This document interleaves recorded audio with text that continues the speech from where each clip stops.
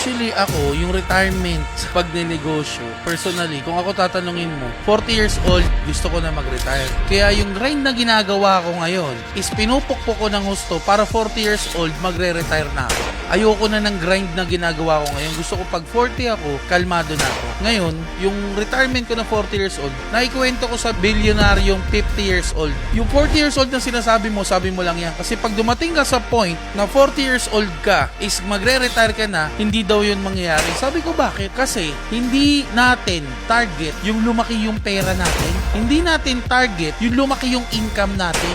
Kasi pag dumating ka sa punto, kumikita ka na ng amount na gusto mo, tatanungin mo ngayon yung sarili mo, ano na yung kasunod nito? Tinanong ko sarili ko, bakit sa kahit kumikita na ako ng amount na gusto ko nung bago ko magsimula, bakit hindi ako nagiging tamad? Bakit lalo pa rin ako sinisipag? Doon ko nalaman yung kilos na ginagawa ng mga successful na negosyante